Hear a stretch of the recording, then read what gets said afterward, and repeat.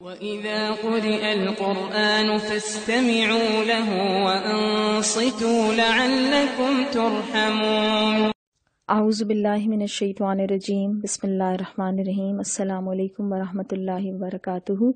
آج انشاءاللہ ہم سورہ آل عمران کے مضامین کا خلاصہ دیکھیں گے۔ سورہ آل عمران کا ابتدائی حصہ غزوہ بدر کے بعد نازل ہوا، پھر اس کے درمیان کی آیات جو آیت نمبر 33 سے لے کے آیت نمبر 70 تک ہیں، یہ 9 ہجری میں نازل ہوئی جب نجران سے عیسائیوں کا ایک وفد نبی صلی اللہ علیہ وسلم سے ملاقات کے لیے مدینہ آیا تھا، اور اس کے بعد کی جو آیات ہیں آخر تک یہ غزوہ احد کے بعد نازل ہوئیں۔ سورۃ آل عمران میں زیادہ تر ذکر نصارہ کا ہے، ضالین، جن کا ذکر ہم نے سورۃ الفاتحہ میں پڑھا تھا۔ سورہ آل عمران کی 200 آیات ہیں، مدنی سورت، اور اس کے ہم 2 بڑے حصے کر سکتے ہیں۔ اس کا پہلا حصہ آیت نمبر 1 سے آیت نمبر 101 تک یہ اہل کتاب سے متعلق ہے، اور اس کا دوسرا حصہ جو آیت نمبر 102 سے آیت نمبر 200 تک ہے یہ امت مسلمہ سے متعلق ہے۔ آگے اس سورت کو 7 اور حصوں میں تقسیم کیا گیا ہے، لیکن ہم اس کو ترتیب سے لے کر چلیں گے۔ سورت کا آغاز الف لام میم سے ہی ہوتا ہے، اور اس کی جو ابتدا کی آیات ہیں وہ تمہیدی ہیں، قرآن کے متعلق ہیں کہ قرآن الفرقان ہے، یعنی یہ وہ کسوٹی ہے جو صحیح اور غلط اور حق اور باطل میں فرق کرنے والی ہے۔ اہل کتاب بالخصوص عیسائیوں کو توحید اور اسلام کی دعوت دی گئی، اور قرآن کا تعارف کرایا گیا کہ یہ تورات اور انجیل کی طرح اللہ ہی کی وحی ہے۔ قرآن صحیح اور غلط کے فرق کو واضح کرتا ہے، الفرقان ہے، اور اللہ تعالیٰ جیسے چاہے ارحام میں حمل ٹھہرا سکتا ہے، یعنی چاہے تو بغیر باپ کے بھی۔ پھر اللہ تعالیٰ یہ بات ارشاد فرماتے ہیں کہ اس کتاب میں 2 طرح کی آیات ہیں، ایک محکمات ہیں جو اس کتاب کی اصل بنیاد ہیں، اور دوسری متشابہات ہیں۔ محکم پکی اور پختہ چیز کو کہتے ہیں، ان سے مراد وہ آیات ہیں جن کی زبان بالکل صاف ہے اور جس کا معنی بالکل آرام سے سمجھ میں آ جاتا ہے، جیسے عقائد، عبادات، اخلاق، فرائض کے متعلق آیات ہیں۔ دوسری متشابہات ہیں جن میں اشتباہ کی گنجائش ہے، جس کے معنی تک ہم مکمل طور پر پہنچ نہیں سکتے، مثلا خود اللہ کی ہستی، عرش کی تخلیق، جنت اور دوزخ۔ تو اللہ تعالیٰ نے یہ بات ارشاد فرمائی کہ جن کے دلوں میں ٹیڑھ ہے وہ فتنے کی تلاش میں ہمیشہ متشابہات ہی کے پیچھے پڑے رہتے ہیں اور ان کو معنی پہنانے کی کوشش کرتے ہیں۔ تو متشابہات کی تعویل سے اجتناب کرنا چاہیے، اور ایک بات یہ بھی اللہ تعالیٰ نے ہمیں سکھائی کہ دل کے ٹیڑھ یا زیغ قلب سے بچنے کے لیے یہ دعا پڑھی جائے، ربنا لا تزغ قلوبنا بعد اذ ہدیتنا۔ اس کے بعد جب ہم اگلی آیات کی طرف چلتے ہیں تو ان آیات میں اللہ تعالیٰ اسلام کی دعوت دیتے ہیں اہل کتاب بالخصوص عیسائیوں کو، اور اس میں اللہ تعالیٰ اہل بصیرت کو فرعون کی ہلاکت اور جنگ بدر میں قریش کے بڑے بڑے سرداروں کی ہلاکت سے عبرت حاصل کرنے کا کہتے ہیں، اور اس کے بعد اللہ تعالیٰ یہ بات ارشاد فرماتے ہیں کہ دنیا میں لوگوں کے لیے کچھ چیزیں بہت مرغوب ہیں یا بہت پسندیدہ ہیں، جیسے عورتیں، اولاد، سونے چاندی کے ڈھیر، چیدہ گھوڑے، مویشی اور زرعی زمینیں، لیکن ساتھ یہ وضاحت فرماتے ہیں کہ یہ سب دنیا کی چند روزہ زندگی کے سامان ہیں، اور حقیقت میں جو بہتر ٹھکانہ ہے وہ اللہ کے پاس ہے۔ تو عقل مند کون ہے؟ جو سامان سے محبت نہیں کرتا بلکہ منزل سے محبت کرتا ہے، اور سامان کو صرف ضرورت کے مطابق استعمال کیا کرتا ہے۔ جو لوگ راستوں سے محبت کرنا شروع کر دیتے ہیں وہ منزلوں تک پہنچ نہیں سکتے ہیں۔ اس کے بعد یہ آیت میں آپ دیکھیے تو اللہ تعالیٰ یہ بات ارشاد فرماتے ہیں کہ اللہ تعالیٰ خود، اللہ کے فرشتے اور سب اہل علم اس بات کی گواہی دیتے ہیں کہ لا الہ الا اللہ، اور اس کے بعد ان الدین عند اللہ الاسلام، کہ اللہ کے نزدیک دین صرف اسلام ہے۔ اور دین سے کیا مراد ہے؟ کہ اللہ کے نزدیک زندگی گزارنے کا راستہ، زندگی گزارنے کا طریقہ یا زندگی گزارنے کا نظام صرف اور صرف اسلام ہے، اور اس کے علاوہ جتنے راستے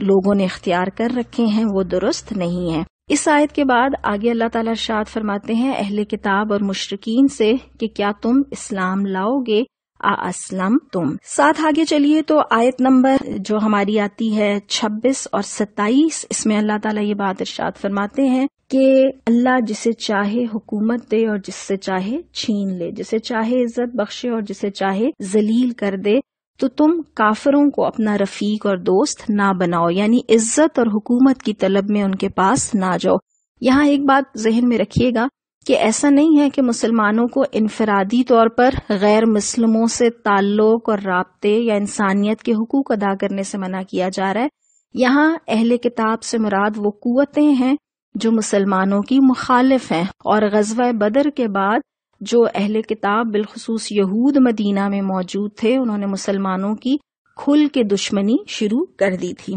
اگلی آیت نمبر 31 کو دیکھیے گا. یہاں پر اللہ تعالیٰ یہ فرماتے ہیں کہ جو لوگ محبت الہی کا دعویٰ کرتے ہیں جیسے یہود اور عیسائی، تو ان کی محبت الہی کا دعویٰ ثابت اس طرح سے ہوگا کہ وہ محمد صلی اللہ علیہ وسلم کی اطاعت کریں، اور اللہ تعالیٰ یہ بات ارشاد فرماتے ہیں کہ اگر وہ اطاعت کریں گے تو اللہ بھی ان سے محبت کرنے والا ہوگا. اور ہمارے لیے بھی اس میں پیغام یہ ہے کہ اگر ہم اللہ سے اور اللہ کے نبی صلی اللہ علیہ وسلم سے محبت کا دعویٰ کرتے ہیں تو اس محبت کے دعوے کا ثبوت یہ ہے کہ ہم کتنی نبی مہربان صلی اللہ علیہ وسلم کی پیروی کرتے ہیں. نبی صلی اللہ علیہ وسلم نے ارشاد فرمایا کہ جس نے میری سنت کو زندہ رکھا اس نے مجھ سے محبت کی، یعنی جس نے نبی کریم صلی اللہ علیہ وسلم کے طریقے کو زندہ رکھا. اب آیت نمبر 33 سے آیت نمبر 63 تک میں جو خطبہ شروع ہو رہا ہے، یہ جو نجران سے وفد آیا تھا اس وقت کا خطبہ ہے، اور بنیادی طور پر اس وقت مکہ چونکہ فتح ہو چکا تھا. اب ہم نے جو پچھلی آیات پڑھی وہ تو 3 ہجری کی ہیں، لیکن اب جو ہم آیات پڑھ رہے ہیں وہ 9 ہجری کی ہیں، جبکہ 8 ہجری میں مکہ فتح ہو چکا تھا. اور مکہ فتح ہونے کا مطلب یہ تھا کہ عرب کا مستقبل اب نبی کریم صلی اللہ علیہ وسلم اور مسلمانوں کے ہاتھ میں ہے. اور آپ یہ جانتے ہیں کہ طاقت اور حکومت جس کے ہاتھ میں ہوتی ہے لوگ اس کی طرف رجوع کیا کرتے ہیں. تو پورے عرب سے مختلف قبائل نبی صلی اللہ علیہ وسلم کے پاس مدینہ آیا کرتے تھے، اور اسی میں یہ نجران کے وفد بھی نبی کریم صلی اللہ علیہ وسلم کے پاس آیا. یہاں بنیادی طور پر کیا کیا گیا، عیسائیوں کے عقیدہ تثلیث یا ٹرائنٹی کا جو عقیدہ ہے اس کی تردید کی گئی، اور یہ بتایا گیا کہ اللہ صرف ایک ہے، اور حضرت مریم اور حضرت عیسیٰ علیہ السلام اللہ کے بندے تھے. پھر یہ بڑا خوبصورت واقعہ ہے جو حضرت مریم کی پیدائش سے پہلے سے اللہ تعالیٰ شروع کرتے ہیں کہ حضرت مریم کی والدہ نے یہ نظر مانی تھی کہ میری وہ اولاد جس نے ابھی دنیا میں آنا ہے وہ تیرے ہی کام کے لیے وقف ہوگا. اور آپ دیکھیں کہ حضرت مریم کی والدہ کی سوچ کیا تھی، ویژن کیا تھا کہ آنے والی اولاد اللہ کا کام کرنے والی ہوگی. حضرت مریم پیدا ہوئیں تو حضرت مریم کی والدہ نے کہا کہ مالک میرے ہاں تو لڑکی پیدا ہو گئی، اور اللہ تعالیٰ فرماتے ہیں کہ جو کچھ اس نے جنا تھا اللہ کو اس کی خبر تھی. پھر آپ دیکھیں کہ اگلی آیات میں جا کر حضرت مریم کی والدہ کہتی ہیں کہ خیر میں نے اس کا نام مریم رکھ دیا ہے، اور میں اسے اور اس کی آئندہ نسل کو شیطان مردود کے فتنے سے تیری پناہ میں دیتی ہوں. یہ بھی کتنی خوبصورت بات ہے کہ ماں کی پیدائش سے پہلے دعا کیا تھی اور پیدائش کے بعد بھی فکر کیا ہے کہ شیطان کے فتنوں سے یہ بھی محفوظ رہے اور اس کے آنے والی نسل بھی. جس چیز کی انسان فکر کرتا ہے اور دعا کرتا ہے پھر اس کے لیے کوشش بھی کیا کرتا ہے.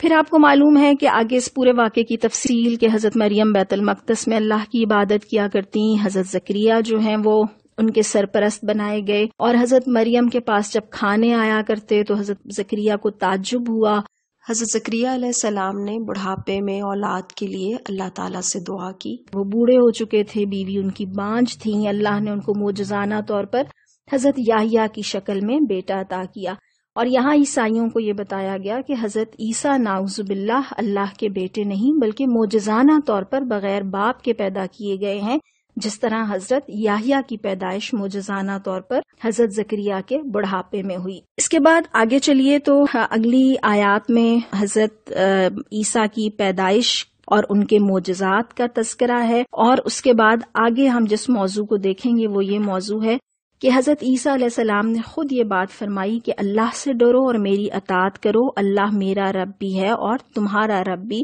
لہٰذا تم اسی کی بندگی اختیار کرو اور یہی سیدھا راستہ ہے۔ اس سے آگے کی آیات میں حضرت عیسیٰ علیہ السلام کے متعلق اللہ فرماتے ہیں کہ جب انہوں نے یہ دیکھا کہ بنی اسرائیل کفر اور انکار پر آمادہ ہیں تو انہوں نے کہا کون ہے اللہ کی راہ میں میرا مددگار؟ تو حواریوں نے جواب دیا نحن انصار اللہ، کہ ہم ہیں اللہ کے مددگار۔ کتنا خوبصورت جواب ہے جو حواریوں کی طرف سے آیا۔ اللہ کو کسی کی مدد کی ضرورت نہیں ہے، لیکن اللہ یہ دیکھنا چاہتا ہے کہ کون دنیا میں اس کے دین کا کام کرنے والا ہے۔ تو ہم سب بھی اپنی قابلیت، اپنی حیثیت اور اپنی صلاحیت کے مطابق اللہ کے دین کی خدمت کرنے والے بن جائیں۔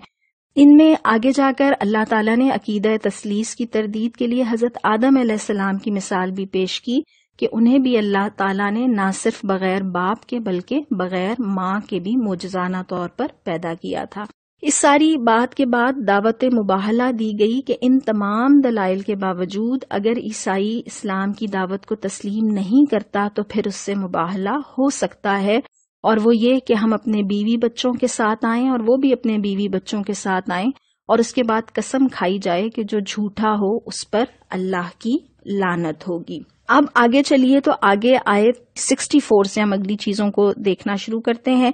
کہ اللہ تعالیٰ فرماتے ہیں کہ اہل کتاب سے یہ کہو کہ آؤ ایک ایسی بات کی طرف جو ہمارے اور تمہارے درمیان یکساں ہے، اور وہ یکساں بات کیا ہے کہ ہم اللہ کو ماننے والے ہیں تو ہم اللہ کے سوا کسی کی بندگی نہ کریں اور اس کے ساتھ کسی کو شریک نہ ٹھہرائیں۔ اور پھر اللہ فرماتے ہیں کہ اگر وہ اس دعوت کو تسلیم نہ کریں تو تم صاف کہہ دو کہ ہم تو مسلم ہیں۔ یہاں اس کے بعد حضرت ابراہیم علیہ السلام کے بعد کا تذکرہ ہے کہ تم کیوں اہل کتاب حضرت ابراہیم کے بارے میں ہم مسلمانوں سے جھگڑا کرتے ہو۔ حضرت ابراہیم علیہ السلام تو مسلم تھے، حنیف تھے، یکسو تھے، وہ نہ یہودی تھے اور نہ وہ عیسائی تھے۔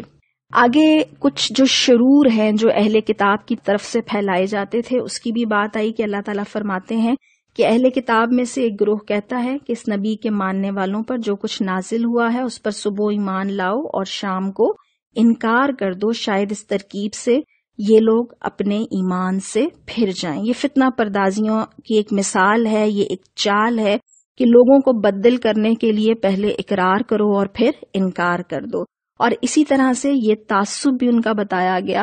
کہ صرف اپنے دین کی بات مانو اور کسی کی بات نہ مانو، چاہے اس کے لیے تمہیں کتنی ہی واضح دلیل مل جائے۔ اہل کتاب کا کردار بھی یہاں پر اللہ تعالیٰ نے بتایا کہ کوئی تو ایسا ہے کہ وہ دیانت دار ہے، لیکن اکثریت کا حال یہ ہے کہ اگر ایک دینار کے معاملے میں بھی ان پر تم بھروسہ کرو گے تو وہ تمہیں ادا نہیں کریں گے۔ اسی طرح ایک اور ان کی حرکت یہ بتائی گئی کہ یہ کتاب کو پڑھتے ہوئے زبان کا الٹ پھیر اس طرح کرتے ہیں کہ یہ سمجھا جائے کہ جو کچھ وہ پڑھ رہے ہیں وہ کتاب ہے، حالانکہ وہ کتاب کی عبارت نہیں ہوتی۔ اب اس کے بعد جو ہم اگلی آیات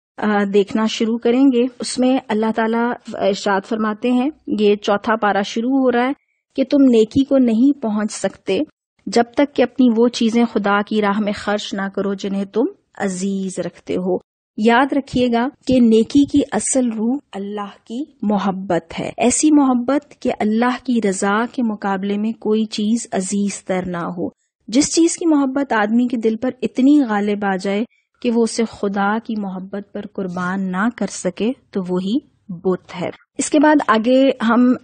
حج کا تذکرہ ہے اور اللہ تعالیٰ یہ بات ارشاد فرماتے ہیں کہ جو استطاعت رکھتا ہو اس کے لیے لازم ہے کہ وہ حج کا فریضہ ادا کرے۔ آیت نمبر 102 سے اس سورت کا دوسرا حصہ شروع ہوتا ہے جس میں تقوی کا حکم دے کر مسلمانوں کو اپنی اجتماعیت مضبوط کرنے کی ہدایات دی گئیں۔ سب سے پہلے جو مسلمانوں کو حکم دیا گیا وہ یہ کہ وہ اللہ کا ایسا تقوی اختیار کریں جیسے کہ اللہ کا حق ہے، اور پھر وَاعْتَصِمُوا بِحَبْلِ اللَّهِ جَمِيعًا کے الفاظ سے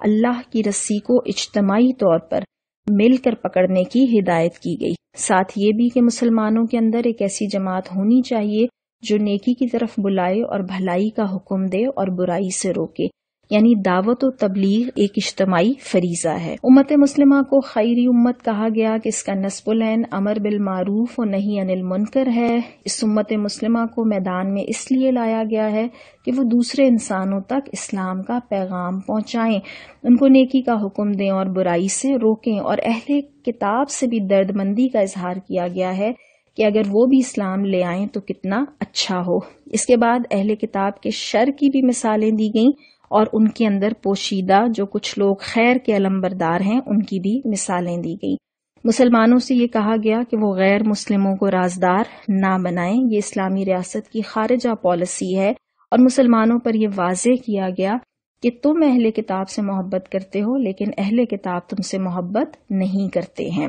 دنیا میں مختلف جگہوں پر مسلمانوں کے ساتھ جو سلوک ہو رہا ہے اور اس پر جو دنیا کا رد عمل ہے، اس سے ہمیں بہت ساری چیزیں سمجھ آ جاتی ہیں۔ آیات جو اس کے بعد آ رہی ہیں، آیت نمبر 121 سے شروع ہو رہی ہیں، اس میں جنگ احد کی شکست پر تبصرہ ہے۔ اللہ تعالیٰ فرماتے ہیں کہ جنگ احد میں ایک تو منافقین کھل کر سامنے آئے، اور اس کے بعد دو گروہوں کا بھی تذکرہ کیا گیا جو کمزوری دکھانے پر آمادہ ہو گئے تھے۔ مسلمانوں کی اخلاقی تربیت کی گئی کہ وہ صبر اور تقوی سے کام لیں، سود سے بچیں، دل کھول کر انفاق کریں، اللہ اور رسول اللہ صلی اللہ علیہ وسلم کی اطاعت کریں، انفاق اور جہاد کے ذریعے سے اللہ کی مغفرت اور جنت حاصل کرنے کے لیے ایک دوسرے سے بازی لے جائیں۔ سارعوا الی مغفرہ۔ اہل ایمان تنگی اور خوشحالی دونوں حالتوں میں اللہ کی راہ میں خرچ کرتے ہیں، غصے کو پی جاتے ہیں، لوگوں کو معاف کر دیتے ہیں، ان سے اللہ محبت کرتا ہے، اور کوئی فحش کام یا گناہ ہو جائے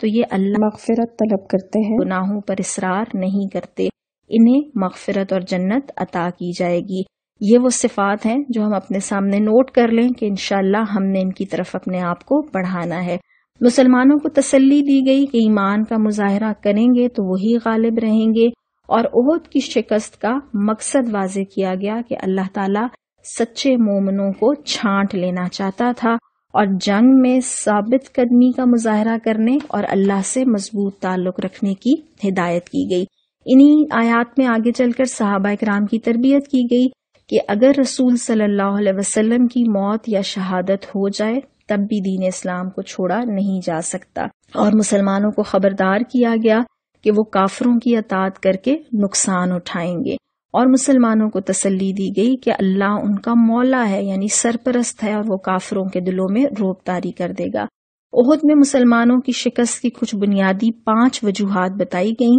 نمبر 1 بعض لوگوں کی کمزوری، نمبر 2 باہمی اختلاف، نمبر 3 مال غنیمت کی محبت، نمبر 4 رسول اللہ صلی اللہ علیہ وسلم کی نافرمانی جو ایک دستے کی طرف سے ہوئی، اور نمبر 5 دنیا کی طلب یا محبت۔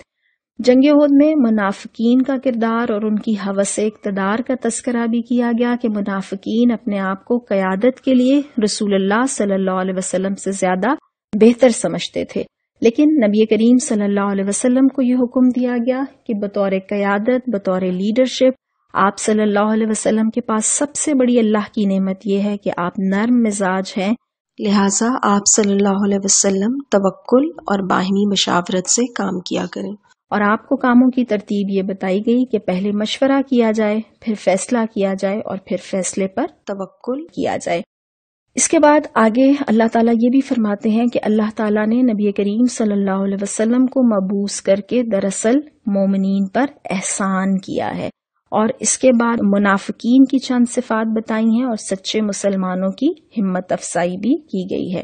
اب ہم اس کا آخری حصہ دیکھیں گے جو آیات ہیں 190 سے 200، جس میں پوری سورت کا خلاصہ ہے۔ عقل مندوں کو کائنات پر غور کرنے اور تعلق باللہ میں اضافے کی ہدایات دی گئیں۔ نبی صلی اللہ علیہ وسلم کی پکار پر لبیک کہنے کا حکم دیا گیا۔ ہجرت کرنے والوں، انفاق کرنے والوں، جہاد کرنے والوں اور اذیت پر ثابت قدمی کا مظاہرہ کرنے والوں کو جنت کی بشارت دی گئی۔ مسلمانوں کو یہ واضح کیا گیا کہ دنیا کے مختلف خطوں میں کافروں کی چلت پھرت یا ان کی کامیابیوں سے تم دھوکے میں نہ پڑنا، اللہ تعالیٰ سب سے بڑی طاقت ہے، اور اہل کتاب میں سے ایمان لا کر مسلمان ہونے والوں کی صفات بیان کی گئیں۔ آخری آیت میں ایک خلاصے کے طور پر 4 ہدایات دی گئیں جن کے ذریعے سے کافروں پر غلبہ پایا جا سکتا ہے۔ نمبر 1 صبر یا ثابت قدمی، نمبر 2 مثابرت یعنی ثابت قدمی کی باہمی تلقین، نمبر 3 کمر بستہ ہو جانا، اور نمبر 4 تقوی یعنی خوف خدا اور حدود کی پاسداری۔ اور یہ 4 تدبیریں ہی کافروں پر غلبے کی ضامن ہیں۔ مرکزی مضمون ہم سورہ آل عمران کا دیکھیں تو 4 تدابیر اختیار کر کر اللہ تعالیٰ نے بتایا کہ تم دنیا پر غلبہ حاصل کر سکتے ہو۔ اس سے مراد یہ ہے کہ مسلمان مغلوب رہنے کے لیے نہیں بھیجے گئے۔ وہ 4 تدابیر کیا ہیں؟ اہل کتاب کو اسلام کی دعوت دی جائے، ان کو اسلام کی طرف بلایا جائے۔ نمبر 2 اہل کتاب میں موجود جو خیر کا عنصر ہے، جو صالح عنصر ہے، اس کو دریافت کیا جائے اور اسے اسلام کے حق میں استعمال کیا جائے۔ نمبر 3 اہل کتاب میں موجود جو شر ہے اس سے آگاہی حاصل کر کے اس سے بچنے کی بھرپور کوشش کی جائے۔ اور آخری اور چوتھی بات یہ کہ امت مسلمہ کی صفوں کے اندر کامل اتحاد اور اتفاق پیدا کیا جائے، تقوی کی بنیاد پر امت متحد ہو، اور جو جنگ احد کی شکست کے اسباب کا جائزہ لے کر مستقبل کی کمزوریوں پر قابو پایا جائے۔ اللہ تعالی ہم سب کو بھی ایک امت بننے اور انتشار سے بچنے کی توفیق عطا فرمائے۔ وآخر دعوانا ان الحمد للہ رب العالمین۔